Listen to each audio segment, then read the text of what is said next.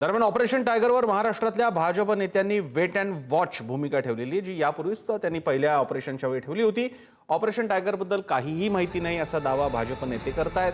मंत्री चंद्रशेखर बावनकुळे यांची ही प्रतिक्रिया समोर आली. ऑपरेशन टायगरशी भाजपचा संबंध नाही असं बावनकुळे म्हणालेत आणि ऑपरेशन टायगरमध्ये भाजपला गोवणं योग्य नाही असंही ते म्हणाले. मला ऑपरेशन टायगरबद्दलची काही माहिती नाही. ऑपरेशन टायगर काय आहे ही माहिती नाही, त्याचं नाव काय आहे ही माहिती नाही. त्यामुळं याबद्दलची माहिती नसल्यामुळं या विषयावर बोलणं काही योग्य होणार नाही. भारतीय जनता पक्षाला गोवणे किंवा आमच्या नेत्यांना गोवणे काही योग्य नाही किंवा आमच्या नेत्यांना याबद्दलची काही याबद्दल आमच्या नेत्याबद्दल काही टीका टिप्पणी करणे किंवा आम्हाला जी विषयात आम्ही नाही आहोत त्या विषयात बोलणे काही योग्य नाही. सुशांत सावंत आपले प्रतिनिधी अधिक माहिती देत आहेत. सुशांत, एवढं मोठं घडतंय महाराष्ट्रामध्ये, दोन गोष्टी मी घेऊन प्रश्न तुमच्याकडे येतोय. एक, भाजपचं म्हणणं आहे की आम्हाला कल्पना नाहीये. दुसरं असं कानावर येतंय सुशांत, तुमच्याकडे येण्यापूर्वी मी जी माहिती घेत होतो की ठाकरेंकडून, मातोश्रीकडून भाजपच्या काही वरिष्ठांशी संपर्क साधला जातोय बॅकरूम डिप्लोमसी, बॅकडोर डिप्लोमसीच्या दृष्टीने, की आम्ही तुम्हाला काय हवं तो सपोर्ट वगैरे देतो पण हे ऑपरेशन थांबवा. या दोन्ही बाबतीत काय चाललंय, भाजप कसं बघतं याकडे? प्रसन्न सर, खरं तर 8 दिवसापासून या ऑपरेशन टायगरची चर्चा होती. अर्थात ज्यावेळी चर्चा झाली, माध्यमांमध्ये बातम्या आल्या, त्यावेळी आपण प्रत्येक वेळी भाजपच्या प्रमुख नेत्यांशी बोलण्याचा प्रयत्न केला. मात्र त्यांनी मौन बाळगलेलं आहे 8 दिवसात. कारण मागच्या वेळी ज्यावेळी 4 वर्षापूर्वी ऑपरेशन टायगर झालं होतं, एकनाथ शिंदे आमदारांना घेऊन गुवाहाटीला गेले होते, त्यामध्ये भाजपचे प्रमुख नेते जे होते ते त्यांच्यासोबत होते. आपण बघितलं असाल तर गिरीश महाजन असतील, रवींद्र चव्हाण असतील, मोहित कंबोज असतील, संजय कुटे असतील, हे एकनाथ शिंदेसोबत होते संपूर्ण ऑपरेशन मध्ये देवेंद्र फडणवीसांच्या सांगण्यावर. मात्र आता ऑपरेशन टायगर होत आहे, उद्धव ठाकरेंचे खासदार जे आहेत ते फुटतायत, आज सगळ्या घडामोडी घडतात. मात्र भाजपचे नेते यावर बोलायला तयार नाहीत. आपण काही नेत्यांशी बोललो, त्यांचं हेच म्हणणं होतं की आम्ही आता यामध्ये पडणार नाही, कारण ज्यावेळी महाराष्ट्रात एखादं ऑपरेशन टायगर होतं त्यावेळेस भाजप यामध्ये असल्याचं म्हटलं जातं. मात्र यावेळी भाजपनं पूर्णतः बोलण्यास नकार दिले. दुसरी अशी देखील चर्चा आहे, आपण काही खात्रीला सूत्रांनी आपल्याला माहिती दिली त्यानुसार हे जे ऑपरेशन लोटस आहे ते थांबवण्यासाठी आता मातोश्रीवरून देखील प्रयत्न केले जात आहेत.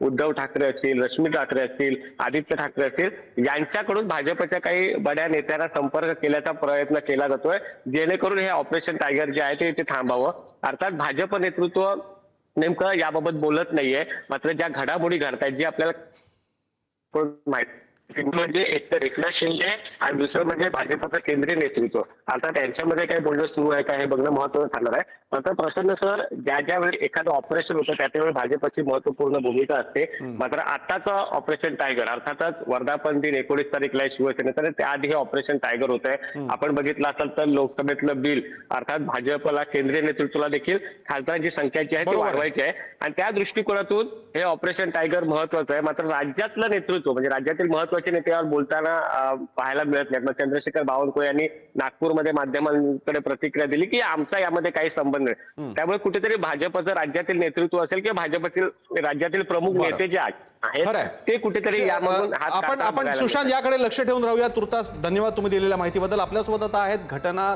तज्ज्ञ उल्हास बापट सर, पुण्याहून आपल्यासोबत आहेत बापट सर. बापट सर, सगळ्या विषय तुमच्या समोर आहे. आत्ताच्या या क्षणी मनात येणारे पहिले प्रमुख प्रश्न कोणाच्याही, की एक, या गटाच्या अशा वेगळे होण्याला चॅलेंज करता येईल का? दोन, त्याला विलीन होता येईल का? जे दिसतंय, कारण ओम बिर्ला यांनी ऍक्सेप्ट केलेलं आहे, गटाची मान्यता त्यांना दिलेली आहे, पण याच्यामध्ये कायदेशीर जे काही कायदेशीर लढाई आता शिवसेना ठाकरे गट लढू इच्छितो, पक्ष लढू इच्छितो, त्याकडे तुम्ही कसं पाहता? कसं आहे, या विषयावर मी जवळजवळ गेले 4 वर्ष बोलतोय. होय, म्हणजे 1985 साली ज्यावेळी राजीव गांधींनी हा कायदा आणला 10वं शेड्यूल घालून, त्यावेळी त्याचा एक उदात्त हेतू होता की लोकशाहीचा पक्ष हा सेंटर असतो आणि ती निरोगी राहायला पाहिजे पक्ष व्यवस्था, म्हणून तो आणला.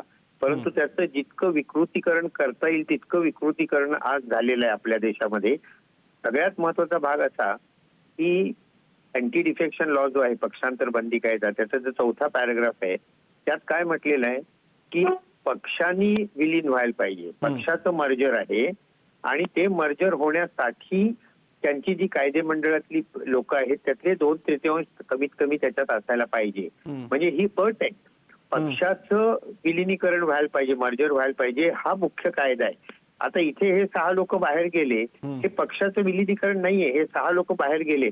तेव्हा याचा अर्थ लावण्याचं काम हे सुप्रीम कोर्टाचं आहे आणि त्यासाठी सुप्रीम कोर्टाकडे निश्चितच जाता येईल. दुर्दैव आपलं असं आहे की 4 वर्ष झाली तरी सुप्रीम कोर्ट याच्यावर निर्णय देत नाहीये. मग मला तुम्ही विचाराल तर हे जे सगळं विकृतीकरण झालंय किंवा हे जे लोकशाहीचं अधपतन चाललंय सध्या, याला सगळ्यात जास्त जबाबदार कोणी असेल तर ते सुप्रीम कोर्टच आहे. त्यांनी 6 महिन्यात हा निर्णय द्यायला पाहिजे होता. त्याला 4 वर्ष झाली अजून निर्णय नाही झालेला. बरं